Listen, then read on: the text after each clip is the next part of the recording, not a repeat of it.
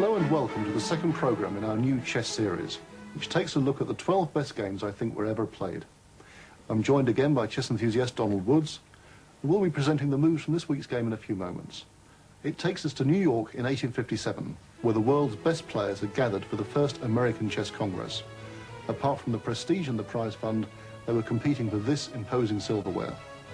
It was the first opportunity to assess the credentials of an amazing prodigy, Paul Morphy, who had burst onto the chess scene at the age of 12 in his hometown of New Orleans. He was born here in a quiet suburb and played his early games at the New Orleans Chess and Checkers Club, including a famous victory against the established European master, Johann Löwenthal. Now aged 20, he faced the best in the world, and he beat them, reaching the final here against German master Louis Paulsen. By now, Morphy was undoubtedly a star, and there followed a trailblazing tour of London and Paris, in which he stormed through European chess, whilst delighting spectators with his casual virtuoso play at blindfold chess, facing up to 8 opponents at a time, without sight of the board. In dazzling individual matches, Johann Löwenthal, a Hungarian grandmaster, was defeated again, and Daniel Harwitz, also a Hungarian. Adolf Anderssen, the champion of London 1851, was also dramatically dispatched, the American winning an astounding 7 out of their 11 games. His only disappointment was his failure to engage Howard Staunton, who was still the world's most famous player, if not the strongest. Had the world champion title then existed, Morphy would surely have been the holder. Morphy's exploits were exuberantly feted in Europe and North America. In Paris, a bust was unveiled, and dinners and presentations greeted his return home to the States in 1859, more or less the equivalent of a modern ticker-tape welcome.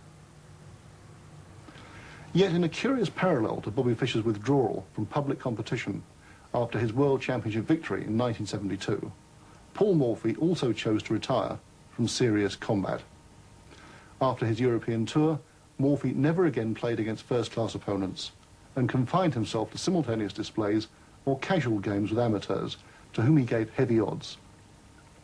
The early to mid-19th century had witnessed the development of a core of players and journalists who earned their living from chess activities. But Morphy recoiled from this and the suggestion that chess was a profession. He spent the rest of his life here, where he died in increasing seclusion. His attempts to set up a legal practice failed, and the American Civil War damaged the personal fortunes of his family. He died in 1884 after suffering a stroke. As with Bobby Fischer, Morphy's vanishing act at the height of his powers created a myth of superhuman power in the public mind. He played a mere 75 competitive games, but the belief persists that he may have been the greatest genius chess has ever had. In terms of chess practice, Morphy's contribution was indeed considerable. He was not only well versed in the theory of the day, he was amazingly rapid and accurate in his play. His coruscating technique was ingenious and resourceful. Never blundering, he was also blessed with outstanding understanding of the endgame. We are going to look at that final game against Paulsen in the first American Congress. Louis Paulsen was a distinguished tournament player in the 1860s and 1870s, who had a reputation for a prodigious memory on the chessboard, but was absent-minded and forgetful away from it. This wasn't the result of any excess. He was abstemious in the extreme, drinking only water. No tea, coffee or hard liquor passed his lips. He never smoked. He invented the dragon variation of the Sicilian defence, and his system has become deservedly popular in modern times. He died from the complications of diabetes in 1891. Well, Donald, was Morphy one of the people you studied when you were a young chess enthusiast? Yes, one of the big three from the New World.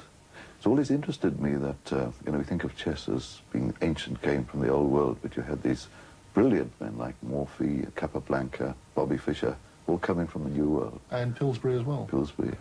Yes. Well, Morphy is one of these tragic cases in chess, a man who was clearly a genius, but never quite fulfilled his potential. Yes. So let's take a look at the game, with Louis Paulsen playing white and Paul Morphy playing black. And Paulsen, as was the custom in those days, played the pawn to e4. And Morphy played pawn to e5. And this is exactly what one would expect from Morphy. Morphy was an adherent of what's called the open game, where the pieces come out quickly, are developed, classical simple moves. He never really tried anything fussy or pretentious in the opening. And Paulsen was a scientific player, no king's gambit for him. He just developed his knight in the normal way, attacking the black pawn on e5. And Morphy defended the pawn, also bringing out a piece. Ray, do you find similarities between the style of Morphy and, say, Bobby Fischer, the sort of beautiful simplicity, it seems to be? Yes, I think that's an excellent point. And I remember a few years ago seeing a series of videotapes that Bobby Fischer made in Yugoslavia in the late 1960s. And it was Bobby Fischer demonstrating games to the public in Belgrade. And interestingly, he'd chosen a whole series of Morphy games to demonstrate. Games that people had almost forgotten or regarded as too simple to be... So it's not a fanciful notion, there was... Not at all, no. Fischer studied Morphy, and I think that one of his often stated opinions was that if Morphy were able to come back, reincarnate himself with modern knowledge and technique, he would have been able to beat everybody nowadays. And you're quite right about that. And Paulsen developed a knight, not the sharpest move. Nowadays, people tend to play the Roy Lopez with bishop b5. And Morphy brought out his knight. This is the four knights game. And it's really quite an unpretentious opening. But at least White is getting his pieces out. And Paulsen played this. And now, modern theory tends to recommend the move, this bishop coming to b4. And in modern chess, it's usually regarded as a success if, between two players of strong grandmaster level, the black player can get equality and make a draw, because the force of the white initiative is so great. And this move, bishop b4, is really designed to maintain the balance and get a draw. But Morphy, in those days, wasn't interested in a draw at all. Let's put the bishop back where it came from. And what he played was the much sharper move, bishop to c5. And in some senses, this is rather dubious. It exposes black to all sorts of dangers. And in fact, the way Paulsen plays now is not at all bad. He finds a very surprising move, one that most people wouldn't play, but one that is actually rather dangerous for black. He first castled, brought his king into safety, and black did the same. And then Paulsen played this rather surprising move. Knight takes the pawn on e5. Now, we should pause for a minute and try and work out what's going on here, because this is a complicated attacking notion. And what Paulsen had in mind was that if black takes back, which is the most natural move, White plays this move. And he's forking the black knight on e5 and the black bishop on c5. And also White's freeing his game, getting a good development. And this fork, the pawn on d4, automatically regains the lost material, and this would give White an excellent position. So we're already seeing here a degree of extreme sophistication in Paulsen's opening play. That he's come up already with what might be termed the first brilliant idea of the game. Now, Morphy loved the initiative, and he's having none of that. He's not going to fall for that. He's not going to fall for that, no. It's called the fork trick, by the way, this little combination. It's called the fork trick. And what Morphy does is he puts the rook here, bringing the piece into active play, which is typical of Morphy's fluid style. And now the knight on e5, the white knight on e5 really is attacked.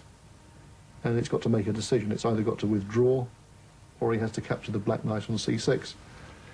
And if the knight comes back, for example, to this square, black can simply recapture his pawn on e4 with no problems. So Paulsen, who's obviously himself trying to win this game as white, evolves a more complicated procedure, and one that he hopes is going to give him the advantage, by wrecking the black pawn structure. And what he does is he takes off here.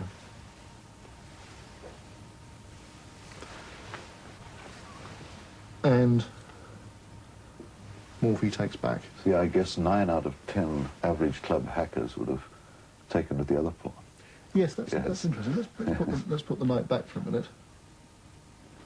Yes, many people, as Donald quite rightly said, would have taken back this way, capturing, as is known, towards the centre. And this gives black a more compact pawn structure. But what Morphy wants to do, by taking the other way, which he does, is he wants to free the position for his own pieces to come out.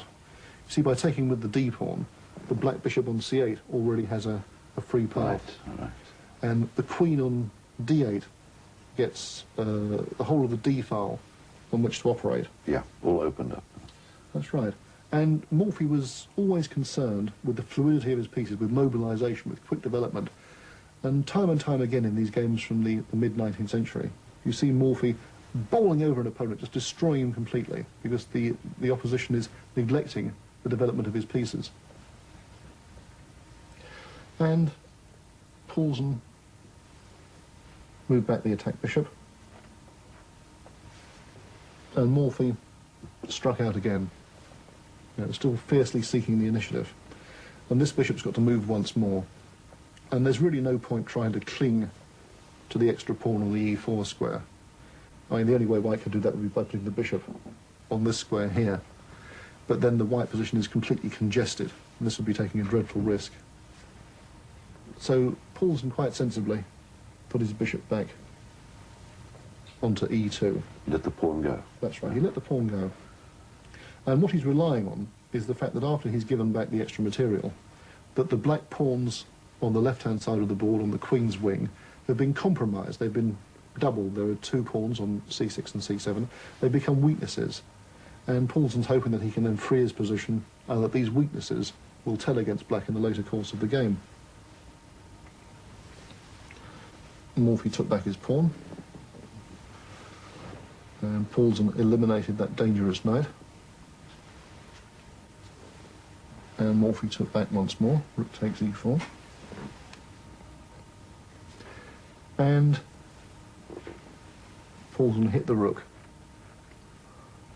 And of course Morphy's got no choice now. Yeah. He has to put the rook back on the e6 square. First of all, the rook's attacked, it's got to move, and secondly, he wants to defend his own pawn on c6, which otherwise the bishop would snap off. And now Paulsen makes the first of a series of small mistakes.